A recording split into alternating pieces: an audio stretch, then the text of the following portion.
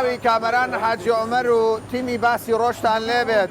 بەشێک لە دوکانداران و کرێچیان ئەوانەی کاسبکارن لە نێو هەرێمی کوردستان باس لەوە دەکەن دەڵێن بەوەی باشبوونی بە شێوەیەک لە شێوەکان دۆخی ئابووری هەرێمی کوردستان خاوەن مولکەکان قۆڵ و بازوویان لێ هەڵکردووە دەڵێنە کرێچیەکان یان کرێ زیاد دەکەن یانیش بۆ دەرەوە بەشێک لەو کاسبکارانە دەڵێن یاساکان تاوەکو ئێستا لە قازانجی خاوەن مولکەکانە ئێمە 20 ساڵ زیاترە دوکاندارین بەڵام ئەمڕۆ خاوەن دوکان بە زەبری هێز بە زەبری پارە بە زەبری عیلاقات دەیەوێ ئێمە لە دوکانەکانمان دەربکات بابزانی قسەکانی ئەوان چەندە ڕاستە وە کێشە و گرفتەکانیان چییە و دادگاش لە هەرێمی کوردستان چ وڵام و چارەسەرێکی بۆ ئەوان هەیە و لە داهاتوش دەیکا باشە ئێوە تەلەفۆنتان کردووە پارێزەرەکەتان تەلەفۆنی کردووە دەڵێن کاکە ئێمە دوکاندارین خاوەن مولک دەڵێتە ئێمە یان کرێزیاتکەن یان دەرتان دەکەین کێشەتان چیە کاکە کێشەتان چیە هیچ کاتێک ئەمە لە کرێ کێشەمان لەگە ساحب مرچی نییە نەبووە هەر جارێکی هاتیە کرێمان لە بۆ زیاد کردیە چەند دەبی کرێکی تۆ ئەمن تقریبان لە 1991 لە 91ەوە کرێت بەری ئەی تۆ ئەم لە 88 کرێت ئەی تۆ لە 87 ئەی تۆ باشە لە هەشتاوە ئێستا تۆ لە هەشتاوە ئێستا تووشی کێشە بوون چەند دەبی ئەو کات کرێت چەند بوو ئێستا چەندە ئەو وەختی حەقما هەبوو بە چندیناری چندداری پارێ سویسری بوون باشە ئێستا چەند دەدەی ئێستا 300 دەم چەند 300,000 بەری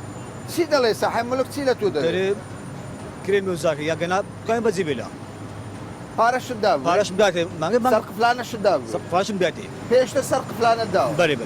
ئێستا دەڕێ دەبێت زیاد کرد ئێستا دێری زیادکە تۆش پێ ناکرێت زیاد پێم ناکەێت ئیش کار و کاسبی نیە ئیشەکەمان ڕۆژانە ئەو پێمان دەکرێت خۆمان بڕێ بەڵێ ئەمن 525,000 دیناری کرێ دەدەم هەتا 525,000 دینار کرێمدایە و ئێستاکەش لە ڕێی مەحامی و ئەوە هاتیە ئیخلای لێ بۆ مەدەر کردە دەرێ دەبی بەرێ یعنی چۆڵکردن یعنی حاکم بڕیاری دەچۆت بەرێ یعنی ئەمە دەرێن ئەمەش هەتا ئێستا مانگ بە مانگ ئەمە کرێ خۆماندایە مانگ بە ماکرێ خۆماندایە کرێ وەرنەگری دەچوونێ لە کاتە عەدلی ماندانایە هەتا 12/2009 کرێماندایە ئێستا کرێمانجیەکە قەولە ئەو ڕۆبچین کرێەکەی ببیت باشە ئێستاکە دەرێکا کە دەبی لە بۆ ماچۆکە کاکە ئەوجە ناوەڵا چۆل ناکەیت لە ئیخلا پێم بڵێن حاکم بە چه حەقێک کرێچێک لە هەشتاوە کرێچی بێ ئێستا لە 2020 چل ساڵ کرێچیە ئەمڕۆ دەڵێ ئیخلای کە چۆڵیکە کرێتان نەداوەیەوە یارە کرێتان کرێتان داوە هەمووان بەس کرێمانجی دوومان یەک هەفتە تاخیر کردی یەک هەفتە بە تایبەتی یەک هەفتە کردی کە ئینزاری هینایە ئەمە لە پاش ئینزارەکەی چونێ نەمانزانێ 5 ڕۆژمان تاخیر کردیە بۆ ساحب مولک کرێەکەتان لێ وەرناگری بۆ کرێەکەمە لێ وەرناگری دەکرێ وەرناگرن دەبارەکەنە وەرناگری بێ باشە پێشتر ئیتفاقتان نەبووەوە ئیتفاقمان هەبوو حەقتمان هەبوو هەموو شتێکمان هەبوو لەگەری هیچ مشکلەمان نەبوو لەگەری هیچ کاتێک ینی پێشتر پارەتدا بۆ خاوەن مولچی بەرێ پێشتر هەموو ینی بێزگە لە کرێک سەر قفلانەشتدا بوو بەرێ چەنددا بوو وڵای ئەو کاتی وازم تا 500,000 دیناری باشە چەندداوە سەر ئەمن قەدیم وازم بۆ 10,000 ئەسلیمان کردی بوو ساڵی چەند ساڵی 88 بە 10,000 باشە ئێستا ئێوە پارەکەتان ڕۆیشتووە خەریکە دوکانەکەش بچێ لە باشە داواکاریتان چییە؟ ئێوە داواکاریتان چیە لە حکوومەت؟ ینی حاکم دەڵێ کرێتان نەداوە هەفتەک تاخیرتان ینی غەدرە لێوە هەتا ئەو ڕۆژ کرێماندا باشە سبەینێ کە دەڵێ ئیخلا ئەمە ئیخلایە ئەوە وەسڵەکانێک ئەوە هەموو کرێ دایداکەن باشە ئەو دەرێ کرێ زیادکەن باشە لە وڵاتەدا کاکە خۆ وڵاتە بێ سەحێب نییە کرێچیەک لەگەڵ خاوەن مولک کێشەی هەبی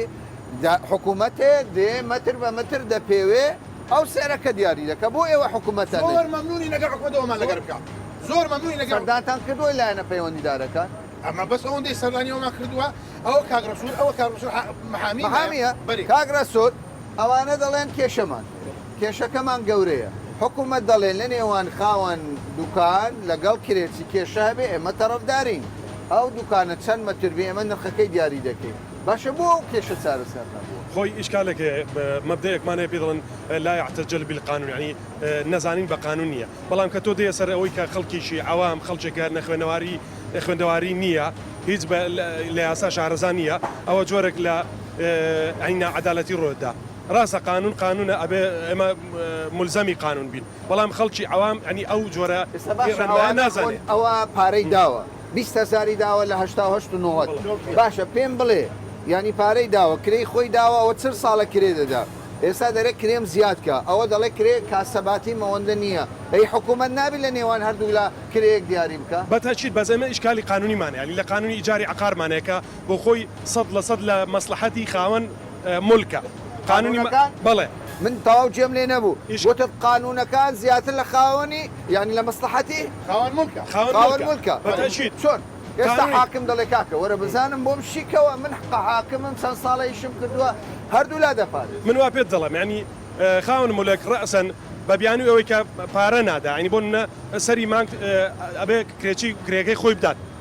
دوای 7 ڕۆژ کە کرێەکەی نەدا ئینزاری دەدرێت دوای 8 ڕۆژ کە مودەی 15 ڕۆژ ئینزاری وەرگرتووە لە مندەی 15 ڕۆژ داوای یاسایی لەسەر دەنووسرێت ڕەسەن ئیخلای پێ دەکرێت بەڵام حاکم يعني يان محكمة ناقات أو قناعتي يان أو قناعة إثبات نابل لا حاكم كبالضبط أنا تشي بسر كاكا كيشي قانونية ما في وانا باريس راو رقم نخير قانون أبي إشي ببقرته يعني أبي إخلاقا من وابد ظلم نا عدالتك بوشي بكموا لو يكلموا دي بانزر رجلا لا أساس ذا خوي أو اتفاقي كابي عقدك كرديانا أبي أو عقد اللي بيني هادو كان جيبك كريكا دياري كابونا برجي بونا 500,000 دينار بلام خاون ملك هلسه بفرض كدني زياد كدني كري لسر خاون دوكانا كان دوای ئەوە کەرەچێتە بەردەم دادگا ئەو قەیدە قانونیە بەکاردنە کە مودەی 15 ڕۆژە بوون ئینزاری دادکە هەرکە لەو چەند ڕۆژێک تاخیر بوو ڕەسەن داوای یاسایی لەسەر نووسێ بەڵام لەکن حاکم ئەوە ڕوون نابێتەوە ئەو ئیسپات نایە بۆ ئێمە کە بزەبت ئەوە لەسەر ئەساسی زیادکردنی کرێ دەریکردو نەک نەدانی کرێ ئەگەینە ئەوانە هەموو کرێکانی خۆیان داوە لەگەڵ نەدانی کرێت جیاوازە ئوستاز ئەمە دەرێم هەتا مانجی 2009 کرێماندا ئەوەش باشە چەند ساڵەیەوە کرێتان داوە کرێشتان زیاد بریوە ئێستا حاکم دەڵێ دەبێت چۆلیکەن بەڕاستی ئەگەر پۆلیس بێ چۆلی دەکەن نایکەن ناوەڵا ناکەین حکوومەتش بەی شێوەیە کەوایە کێشەی کۆمەڵاتی لێ دەکەوێت دەبێ حکوومەت چارەسەری بەتاکید لە ڕووی قانونیشەوە دەبێ حل بکرێت ینی قانونەکە تعدیل بکرێتەوە چیتر مەجالی تێدا ماوەیان مافیان دەخورێت نە هیچ مەجالی ترە نەبوو قانونیە حکم دەرچووە ئەبێ ئیخلای بکەن بەڵام ئیشکالی قانونی ئەوەیە کە خەڵکە بە قانون شارەزانیە لە مودەی 7 ڕۆژە ئینزاری دەدرێت دوای 20 ساڵ باشە دوای 30 ساڵ دوای 40 ساڵ مەقسەد دوای 40 ساڵ ئەو دوای 40 ساڵ ئێستا خاوەن مولک دەرتان دەکات چۆلی دەکەن پارەشتان داوە کێشەی کۆمەڵاتی لێ دەکەوێت چۆن ناکەوێتەوە ئەمن ژنم نەینایە ئەمە ژنم نەینە لە ئەوە کوڕی گەورەمە ئەوە ئاوزەی منەوە ئێستا گەر بێت و ئەوە بێسا دەربکە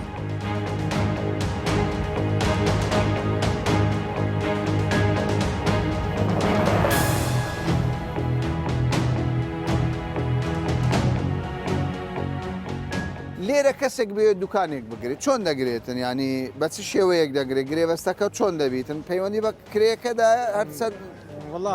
ئێستا میسالن ئەمن 5 سال لەو دوکانەیمە میسالن بەڵێ وەچی میسال بەڵێ ئەمن دەڕۆم بە 500 تێدامە فەوری کابرا گران دەکا بە ملیۆنی بە 2 میلیۆن دەداکتەکەی کەشکە باشە مافیەوەی هەیە خاوەن مولک کرێتی دەرکە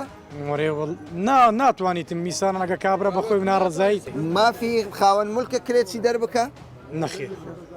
دەریش دەکە دەریش دەکاگە بیتوانین هەمووی دەدەکات میسانان مەزموعی دەرەکە خۆقابێبەستی نییە لەگەڵ خاوەن مولک برای بەڕێزم ئێستا میسانەوە کابرای 10 ساڵە لەو بیناییدایە دەچی دەری ئارم مۆزم خراپە باری ئابووری بازار زەعیفە ئەوە ئەوالا دەری قسانە ناخوا برایەکەمە تو بڕۆ سەتی وشتوار سڕێی گرتیە بە 5 وەرەقەی دەوت بەکرێ دەندرێ بەدەی بەکرێ دەدەم بە 5 ئەوە هیچ پێم نەت دەکاتن ئەی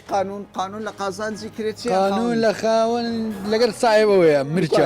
نا لەگە سایب مرچە ئێستا 2 ڕۆژ کە مەسا دوکانانە مەقسەد بەکرێ درای هەمووی بەکرێ درای زۆر بەکرێ درایە کە بەکرێ مەقسەد ئەتونە ناوی کەس کە دێتە ناوی هیچ مشکلەی نییە بۆ دەردنی ناچاری چۆڵ بکەیت هەمووی چۆل دەکا باشە ئەی ئەگە برێ کرێ زیاد بکە کو کرێ ناچارت دەکات کرێ زیاد بکەیت بەخۆی ئاوا زیاد دەکە بە لەسە خۆیت زیادکەیان کەم کاتن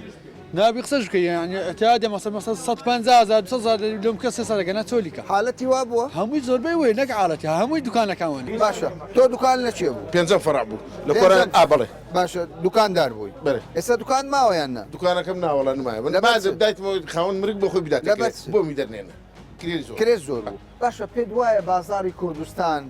بەقەت ئەو کرایانەیە کە خاوەن مولکەکان داوای دەکەن وڵی خۆی هەموو یەک قایدە نیە یەخایە هەر قایدنی هەر یەک بەکەی خۆیتی ئەوە نیە برێ نیزامەکەم یەک تەسەسوڵ بێت یەک تەسەسوڵ نییە یعنی برا بەس 200 بە 300 ئەوە یەک تەسەسوڵ هەر یەک بەکەی خۆیتی یعنی حکوومەت چاودێری ناکە چاودێری ێ باشە حکوومەت چاودێری زاری دەدەم باش ئەم 650 زایدم دوو فەرە بڕۆ خوای دوکانەی دەیناسم 185 زاریدا بۆ ئەی تۆ- سای مولکە و- باشە، باشە. لەبەر چ 350 دەدەی ئەو 100 هەشا 500 زایددا لەبەر چی لەبەر چ لەبەرچی کە حکوومەت سارە چوای دیاری نەکردی مەسەن لە سای مرچی بی یان لە دوکانداری باشە.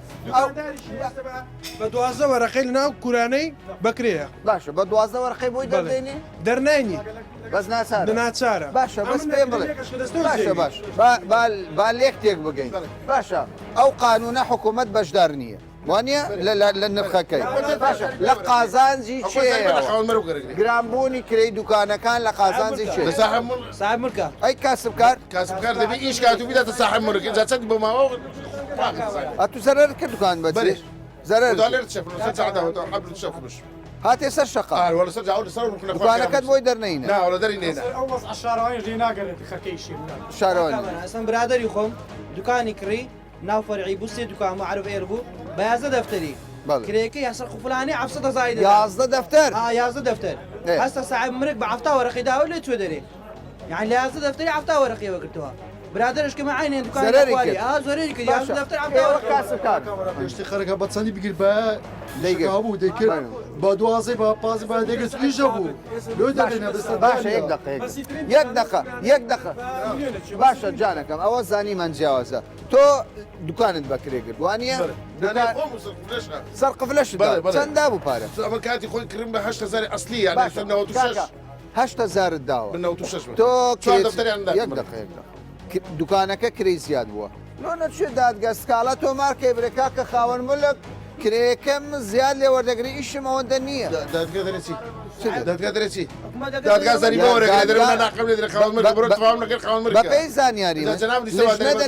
أو راسه بالفعل بس إذا جناب دوا دري ونيا لتوز عكت ساكي إن شاء الله أخوان رحمة الله تيجي بس كذا كذا شيء دايرة دري كذا خوان مركا برو تفهم لك روكا أو ده خوان مركا یعنی دادگا پشگیری خاوەن ملک بره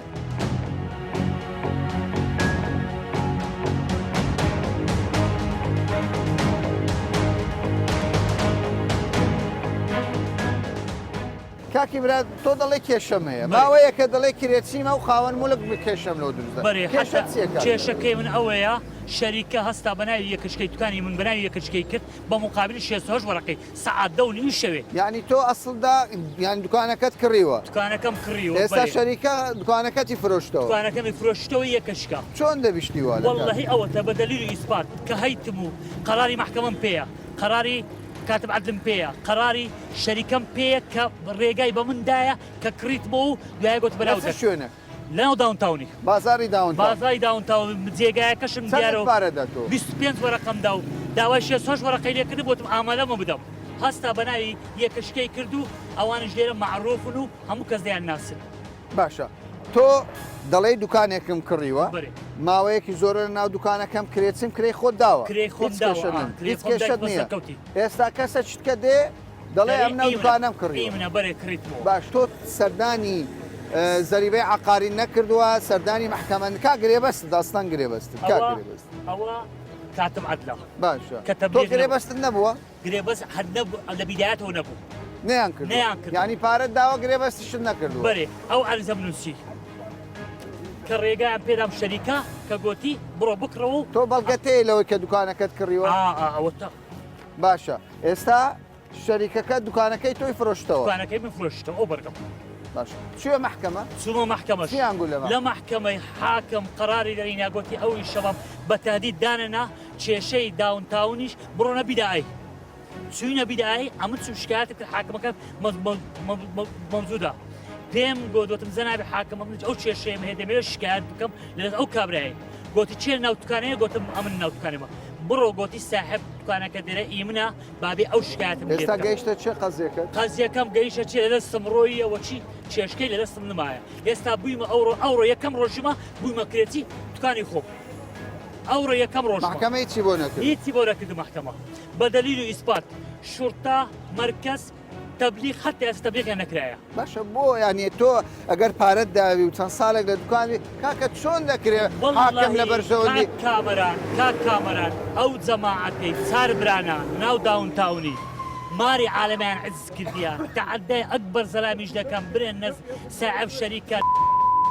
ساعب شەریکە ئەو جەماعەتەنە کە دەرێن مافیەنە. باشە هەر تۆ کێشتیان دوکاندارانش کێش دوکانداران هەر کەسە بەجێ کێشەی خۆی ئەوانە دوکاندارن؟ بەرێ ئەوانە هەموو دوکاندار. أنت صاحب محل؟ أنا مقابيلة مقابلة باشا ئەمەش یەکێک لە خاوەن دوکانەکانە لە بازاری داون تاون کە خەڵکی أنت منين مصر؟ مصر إيه هاوڵاتی مصرە لێرە دوکانی هەیە عندك مشكلة عن مثل هذا مو؟ عايزين ما فيش مدير نتعامل معاه ماكو مدير مدير. البازار نتعامل معاه ماكو إيجارات عالية إيجارات عالية إيجارات عالية إيه ناس بتشتري محلات مش عارفة بتشتري إيه بيشتري أنت اشتريت المحل؟ لا أنا إيجار محل 8 ورقة بالشهر كل شهر 8 ورقة بالشهر باشا ئەمە هاوڵاتێکی مسرە دەڵێ لەم بازارە مدیر نییە ینی کەسێک نییە کە ئێمە تەعاملی لەگەڵ بکەین دەڵێ مانگانە 800 دلار دەدەم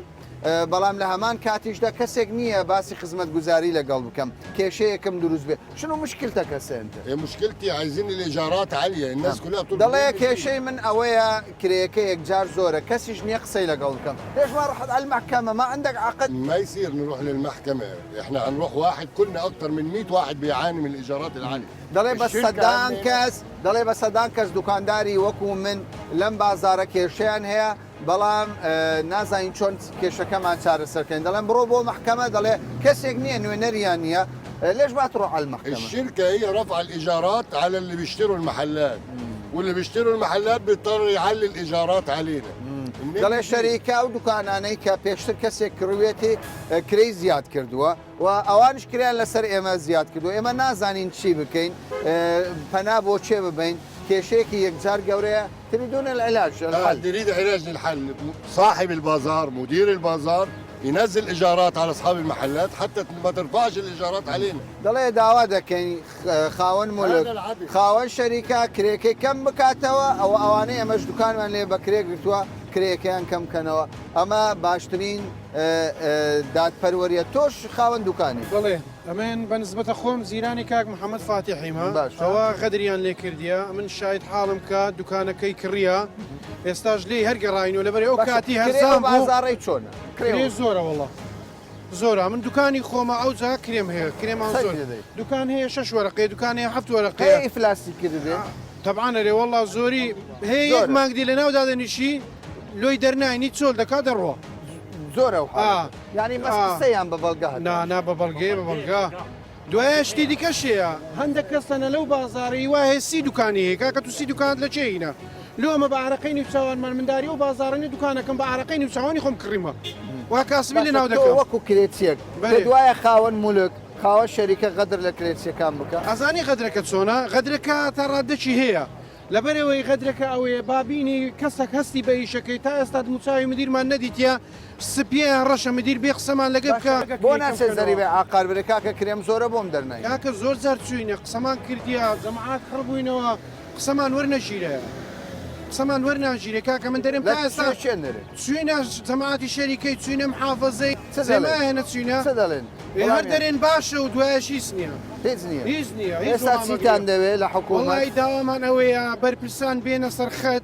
دیفاعمان لێ بکەن وەشی ئەو بازارە بە یەک جاری فەشەل نینی ئێستا تا ڕاددەچی باشە ئێستا خەرکە کاسبی لە ناو دەکا کاسبی لە ناوە بەس کرێکەمان لۆکم بکەنەوە ئەوەی مشکیلەشیە مشکیلەی لە نزیکەوە لۆی حەلکە ئێستا یەک لۆ نمونەوەکی کاک محەممەدی مشکیلی هەیە با کاکە مشکیلەی لۆ حەلکەن ئەمە هەمومان لێرەکانە ساحب ڕستقین لە سەعات هەفت سبێنێ دێمە بازاری حتا دەی شەوێ دوو ئانەی پیاکەم بۆ مارێ لەوە مار و منداری خۆ کرێچیمە مایداکم کرێچیە مانگانە 2 ملیۆن 500 بەس کرێ دەدەم.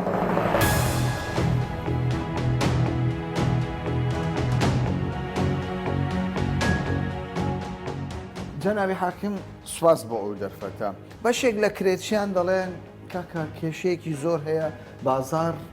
باش نییە خاوەن مولکیش داوای کرێی زیادە دەکە لە دوکانداران دەڵێن ئەو یاسایەنەی کە ئێستاش هەیە لە کوردستان زیاتر لە خزمەتی خاوەن مولکە ڕاستیەکە چییە؟ بەڕاست یاسای تازە چی یاسایەکە و چۆن کاری پێ دەکرێت؟ بەخۆی بەپێی گرێبەستی نێوان هەردوو لایەنی خاوەن مڵک و کرێتی یاسایەکە کە تەنزیمی ئەو علاقەی نێوانیان دەکات ئەو یاسای ژمارە 1970 ساڵ 1970 ئەم یاسایە چەند جارێک هەموار کراتەوە و گۆڕانکاری بەسەرداتەوە دووە هەمواری ژمارە 11 ساڵی 2010 بوو کە مافی بە هەردوو لایەن داوە بە خاوەن مڵک و بە کرێتی هەر 4 ساڵ دادپەروەریە تەوازن لە مابەینی هەردوو لای ڕاگرتووە هەر 4 ساڵ جارێک بە هەردوو لا هەیە داوای بەڕێکەوتن داوای هەموارکردنەوەی کرێکەی بکەن ئەگەر زیاد بیکەمیکەن ئەگەر کەم بێ زیاد بکرێت باشە کەوایە ئەوەی کە من لی تێگەیشت بووم هەر دوکاندارە کە بەشێکی زۆر لە بازاری داونتاوان لە دوکانەکان لەمسە دێنی ئەوان دەڵێن کاکە ئەگەر خاوەن مڵک داوای کرێی زیاد بکە ئێمە دەستەڵاتمان نییە نەزەری بێ عاقار نەمەحکەمەش پشتگیریمان ناکامە ڕاست نییە بۆ نەخێر بەپێی ئەم یاسایە هەموارە بۆ هەردوو لە ئەگەر ڕێک نەکەوتن هەردوو لا ڕێک نەکەوتن بۆیان هەیە هاتموشۆی بەڕێوەبەراتی بازی خانوبەرەی ئەو شوێنە بکەن کە مڵکەکەی دەکەوێتێ بۆ ئەوەی کە زارێشتر لە ڕێگای لیژنەی خەملاندن بکرێت بۆ بەکرێدراوەکە بە مەرجێکیش لە سەتابیستی بەکرێدانەکەی پێشوو زیاتر نەبێت کەوایە ینی بۆ خاوەن کرێتیشە بۆ هەردوو لە ئەگەر کەم بێ دەتوانێت زیاد بکرێ و لە کامیان خۆی بە مەغدور دەزانێتن لە خلال هەر 4 ساڵ زاری دەتوانێت هەمواری